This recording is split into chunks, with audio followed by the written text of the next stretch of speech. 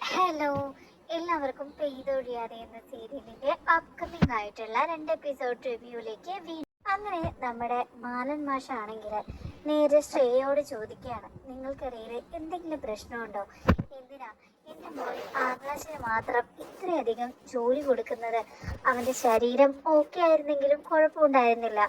അവനാണെങ്കിൽ ആരോഗ്യസ്ഥിതി വളരെ മോശമാണ്. ദയവേത് അവനെ ഇതുപോലെ ദ്രോഹിക്കരുത് മാഡം. മാഡം ചെയ്യുന്നത് മോശമാണെന്നല്ല ഞാൻ പറയുന്നത്.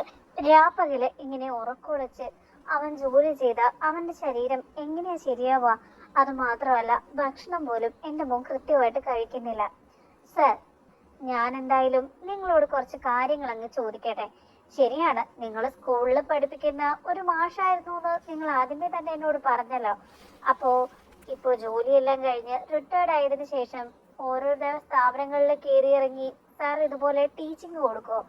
അങ്ങനെയാണോ സാറിന്റെ രീതി? സർ, നിങ്ങൾക്കറിയാലോ, ഇവിടെ എത്രയോ ആൾക്കാരുണ്ട്. സത്യം പറഞ്ഞാൽ നമ്മുടെ ഈ നഗരത്തിൽ തന്നെ ഒരു കുറഞ്ഞത് ഒരു 10-15 പേരെങ്കിലും താമസിക്കുന്നുണ്ട്.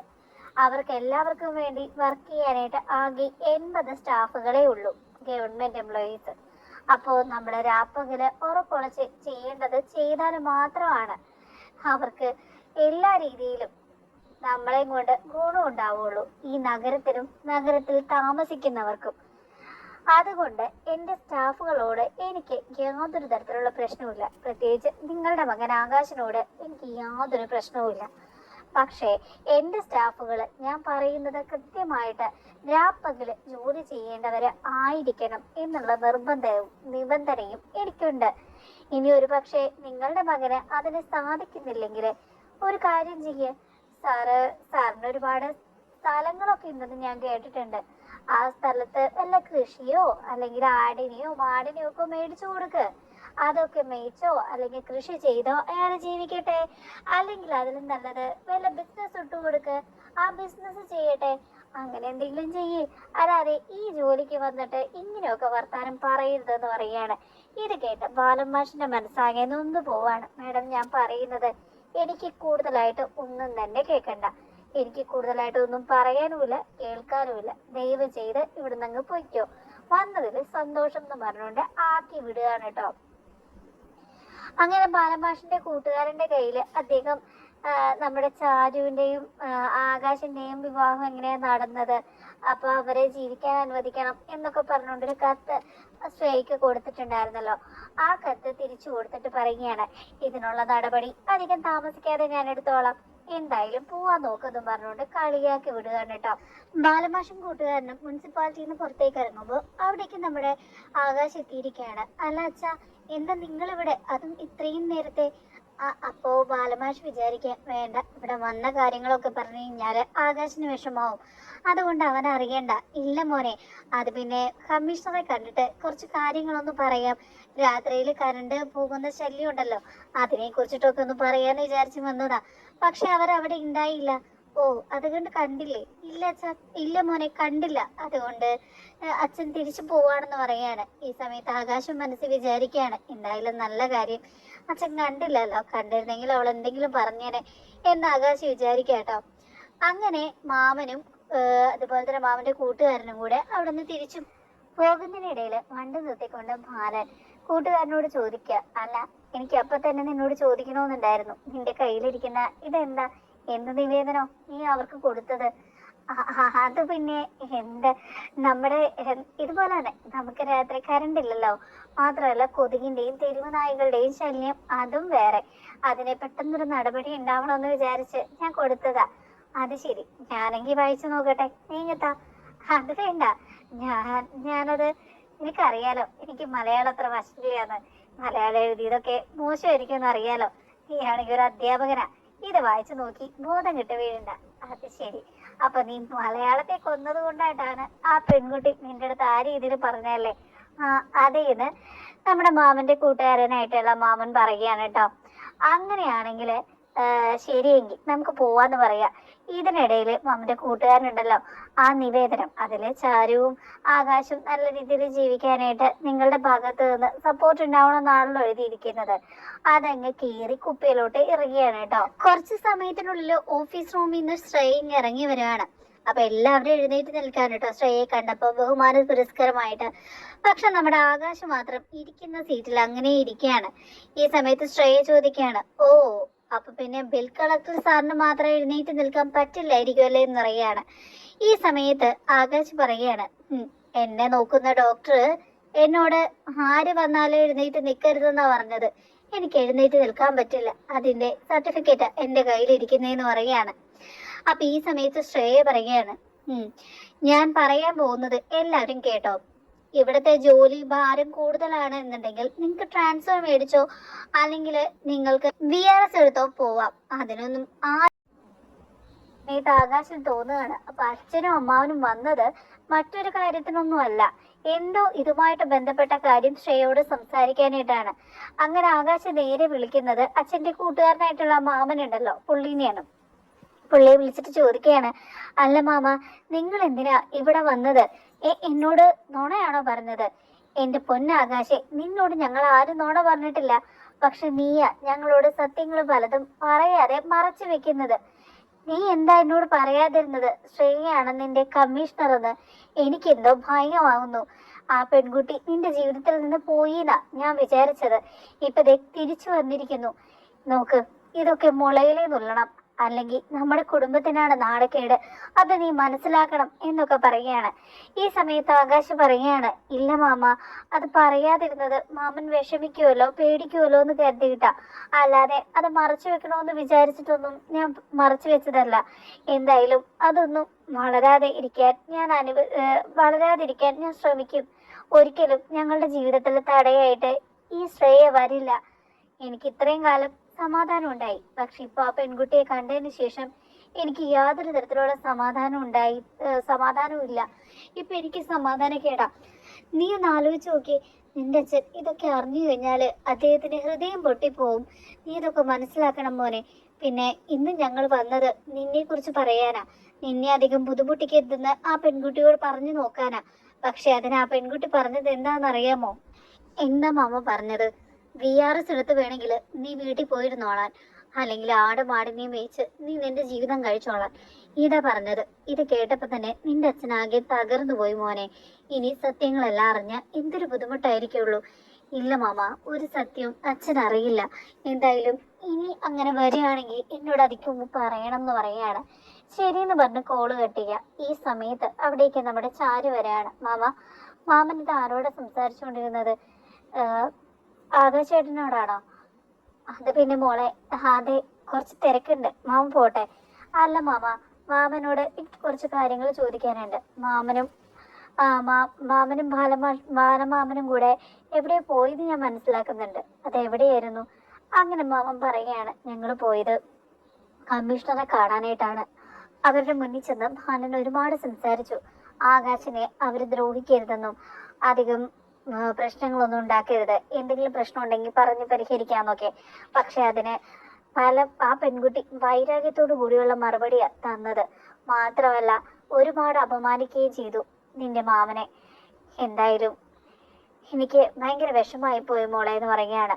ഈ സമയത്ത് ചാരു പറയുകയാണ്, മാമന് മനസ്സിലായില്ലല്ലോ ശ്രേയ ആരാണെന്നുള്ളത്?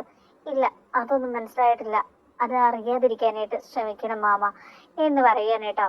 അങ്ങനെ പുള്ളിക്കാരൻ അവിടെ നിന്ന് പോവാണ്. ഈ സമയത്ത് ചാരുവിന്റെ മനസ്സിലാണെങ്കിൽ ഒരുപാട് സംശയങ്ങളും ടെൻഷനും ഒക്കെ ഉണ്ടാവാണ്. അപ്പോഴാണ് ചാരുവിനൊരു കോൾ വരുന്നത്. അപ്പൊ വിളിക്കുന്നത് ചാരുവിന്റെ സഹോദരിയാണ്. അപ്പൊ അനിയത്തി പറയുകയാണ്, ചേച്ചി ഇല്ലാഞ്ഞിട്ട് എനിക്ക് എന്തോ പോലെ തോന്നുകയാണ്. നമ്മൾ ഒരുമിച്ചായിരുന്നില്ലേ നമ്മുടെ റൂമിൽ കഴിഞ്ഞുകൊണ്ടിരുന്നത്? ഇപ്പൊ ഞാൻ ഒറ്റയ്ക്ക് കിടക്കുമ്പോ എനിക്ക് ഉറക്കം വരുന്നില്ല ചേച്ചി, എനിക്ക് പേടി വരികയാണ്. ഹാളിൽ വന്ന് കിടന്നിട്ടും എനിക്ക് ഉറങ്ങാൻ പറ്റുന്നില്ല. എനിക്ക് എന്റെ ചേച്ചിനെ കാണണം എന്ന് പറയുകയാണ്. ഇത് കേട്ട് ചാരുവിന് ഭയങ്കര വിഷമാവാണ്. മോളെ, നീ ഇങ്ങനെ കരയണ്ട. എത്രയും വേഗം ചേച്ചി ഇവിടുന്ന് അവിടെ വരും. ഉറപ്പായിട്ടും നമ്മുടെ വീട്ടിൽ വരും. എല്ലാ പ്രശ്നങ്ങൾക്കും ഒരു പരിഹാരമുണ്ട്. എന്താ ചേച്ചി, എന്ത് പ്രശ്നങ്ങൾക്ക്? അപ്പോഴേക്കും ചാരു മനസ്സിൽ വിചാരിക്കുക, വേണ്ട, അവളോടൊന്നും പറയണ്ട. ഇല്ല മോളെ, ഒന്നുമില്ല, ചേച്ചി എത്രയും പെട്ടെന്ന് വരാം എന്ന് പറഞ്ഞുകൊണ്ട് കോള് കെട്ടുകയാണ്. അതിനുശേഷം ചാരു മനസ്സിൽ വിചാരിക്കുക, എൻ്റെ അനിയത്തി അവൾ എന്നെ ഒരുപാട് മിസ് ചെയ്യുന്നുണ്ട്. അവൾക്ക് വേണ്ടിയിട്ടാണെങ്കിലും ഞാൻ തിരിച്ചു പോകണം. മാത്രമല്ല ഇവിടുത്തെ പ്രശ്നങ്ങളെല്ലാം പരിഹരിച്ചിട്ട് വേണം എനിക്ക് പോവാനായിട്ട്. ആകാശിന്റെ ജീവിതത്തിൽ നിന്ന് നമ്മുടെ ചാരു ഒഴിഞ്ഞു കൊടുക്കണമെന്ന് ചാരു സ്വയം ചിന്തിക്കുകയാണ്. അടുത്ത സീനിൽ എല്ലാവരും ലഞ്ച് കഴിക്കാൻ പോകുന്ന ടൈമാണ്. ആകാശ് ഈ സമയത്ത് നേരെ ശ്രേയയുടെ ഓഫീസിനകത്തേക്ക് കയറി ചെല്ലുകയാണ്. ഈ സമയത്ത് ശ്രേയ ചോദിക്കുകയാണ്, ഹയർ ഓഫീസറെ കാണാൻ വരുമ്പോൾ ഇതുമാതിരിയാണോ ഒരു മാനേഴ്സ് ഇല്ലാതെ വരുന്നത്? ഇറങ്ങിപ്പോ, അല്ലെങ്കിൽ പ്യൂണിനെ വിളിച്ച് കഴുത്തിന് പിടിച്ച് ഞാൻ വെളിയിൽ തള്ളൂ എന്ന് പറയുകയാണ്. ഈ സമയത്ത് ആകാശ് പറയുകയാണ്, നീ എന്ത് വേണമെങ്കിലും ചെയ്തോ, പക്ഷെ ഞാൻ അതിലൊന്നും കുലുങ്ങില്ല. ഒരു കാര്യം പറയാനാണ് ഞാൻ വന്നത്. ഇവിടെ ഞാൻ എൻ്റെ ഓഫീസറിനെ കാണാനല്ല വന്നത്, എൻ്റെ ശ്രേയയെ കാണാൻ വേണ്ടിയിട്ടാ. നിങ്ങൾ മര്യാദയ്ക്ക് സംസാരിക്കാൻ നോക്ക്. അതേ ശ്രേയ, എനിക്ക് പറയാനുണ്ട്. എൻ്റെ അച്ഛനെയോ എൻ്റെ കുടുംബത്തെയോ അപമാനിക്കാൻ നിനക്കൊരു അർഹതയില്ല. നിനക്ക് എന്നെ എന്തോരം വേണമെങ്കിലും ഉപദ്രവിക്കാം, അതിന് കുറച്ച് ന്യായമൊക്കെ ഉണ്ട്. പക്ഷെ എൻ്റെ അച്ഛനെയോ എൻ്റെ കുടുംബത്തെയോ ഉപദ്രവിക്കാൻ നിനക്ക് യാതൊരു തരത്തിലുള്ള റൈറ്റും ഇല്ല. ഇനി അങ്ങനെ ഉപദ്രവിച്ചാൽ നീ ഓർത്തോ, എൻ്റെ കുടുംബത്തിൽ ആർക്കെങ്കിലും നീ കാരണം എന്തെങ്കിലും ഒരു ബുദ്ധിമുട്ടുണ്ടായാൽ നീ വിവരം അറിയും. ഇത് കേട്ട ശ്രേയ ചോദിക്കാണ്, പേടിപ്പിക്കാണോ? അങ്ങനെയാണെങ്കിൽ നീ ഇനി ഈ ഓഫീസിൽ ഉണ്ടാവില്ല. ഈ ജോലി നീ അങ്ങ് മറന്നേക്ക്. നിനക്ക് ഇത് തന്നെയാണോ പറയാനായിട്ടുള്ളൂ ശ്രേയ? ഈ ജോലി പോയി കഴിഞ്ഞാലേ എനിക്ക് ഒന്നുമില്ല. ഞാൻ കൂലിപ്പണി എടുത്തിട്ടാണെങ്കിലും ജീവിക്കും. പക്ഷെ ഒന്നേ ഉള്ളൂ, എൻ്റെ കുടുംബത്തെ ദ്രോഹിക്കാൻ നീ വരരുത്. അത്ര മാത്രമേ എനിക്ക് ഇതിനോട് പറയാനുള്ളൂ എന്ന് പറയുകയാണ്. അങ്ങനെ ശ്രേയ മനസ്സിൽ വിചാരിക്കുകയാണ്, അത് ശരി, നിന്റെ കുടുംബത്തിലെ ആർക്കെങ്കിലും ബുദ്ധിമുട്ട് വന്നാൽ നിനക്ക് വേദനിക്കോ? എങ്കിൽ പിന്നെ നീ വേദനിച്ചോടാ, അതിനുള്ളത് എന്താണെങ്കിലും ഞാൻ ചെയ്തിരിക്കുന്നു ശ്രേയ മനസ്സിൽ വിചാരിക്കുകയാണ്. അടുത്ത സീനിലാണെങ്കിൽ അരവിന്ദിനെ കാണിക്കാൻ കേട്ടോ. അരവിന്ദ് ഒരു ലോഡ്ജിലാണല്ലോ താമസിക്കുന്നത്. ആ ലോഡ്ജിലേക്ക് പോലീസ് വരികയാണ്. അരവിന്ദ് ആകെ ഞെട്ടിപ്പോവാണ്. ദൈവമേ, ഇതെന്തായാലും ആ മാഷ പറഞ്ഞിട്ട് തന്നെ ഇരിക്കുള്ളൂ വരുന്നത്. എനിക്ക് ആകെ ടെൻഷനായിട്ട് വയ്യ. ആ വാദ്യര് എന്നെ ഇരിക്കുള്ളൂ എന്നെ പിടിച്ചോണ്ട് പോകാൻ പറഞ്ഞിരിക്കുന്നത് എന്നും പറഞ്ഞുകൊണ്ട് ഇവൻ ആ ലോഡ്ജിലിരുന്ന് കരച്ചിൽ. അങ്ങനെ ഓരോരോ റൂമും തുറന്ന് പോലീസ് അന്വേഷിക്കാൻ കേട്ടോ. അങ്ങനെ അവസാനം ഇവന്റെ റൂമിലേക്ക് വരികയാണ്. ഇവൻ ആകെ പേടിച്ച് വിറച്ചു പോവാണ്.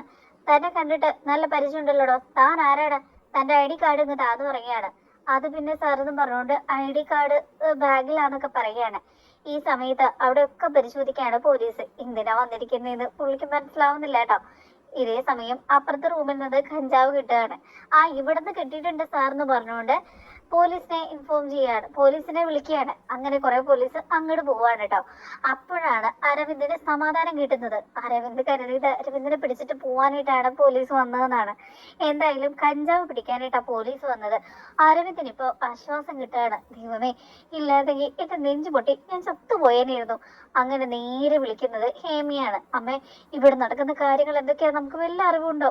ഞാനിനി ഈ ലോഡ്ജിൽ താമസിക്കില്ല. മോനെ, നീ എന്തിനാ ഇങ്ങനെ വിഷമിക്കുന്നത്? ആ ലോഡ്ജിൽ നിനക്ക് എന്താ സൗകര്യക്കുറവുണ്ടോ? സൗകര്യക്കുറവൊന്നുമല്ല, ഇപ്പത്തെ പോലീസ് വന്നിട്ടുണ്ടായിരുന്നു. എന്റെ നെഞ്ച് പെടപെടാന്ന് പിടയ്ക്കായിരുന്നു. എങ്ങാനും എന്നെ തേടിയാണോ പോലീസ് വന്നതെന്ന് ഞാൻ ഒരുപാട് ചിന്തിച്ചിരിക്കായിരുന്നു. എനിക്കെന്തോ സമാധാനക്കേടാമേ. ഞാൻ എങ്ങനെയെങ്കിലും ഇവിടെ നിന്ന് വിട്ട് അവിടേക്ക് വരാം. ഇതിലും നല്ലത് അമ്മയുടെ അടുത്ത് നിൽക്കുന്നതാ.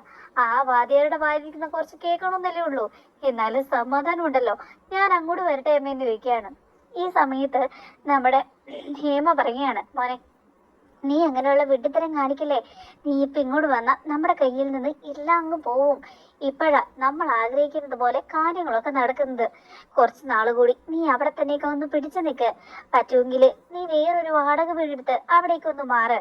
എന്നിട്ട് പിന്നെ ആൾക്കാരുടെ കണ്ണിൽ പൊടിയിടാൻ വേണ്ടിയിട്ട് ചുമ്മാ ഒരു നേരം പോക്കില് എന്തെങ്കിലും ജോലിക്കും പോ. അമ്മ എന്തൊക്കെയാ പറയുന്നേ? ജോലിക്ക് പോവാനോ? ജോലിക്ക് പോകാൻ വേണ്ടിയിട്ടാണോ ഞാൻ ഇത്രയധികം കഷ്ടപ്പെട്ട് ഇവിടെ ഒളിച്ചിരുന്നത്?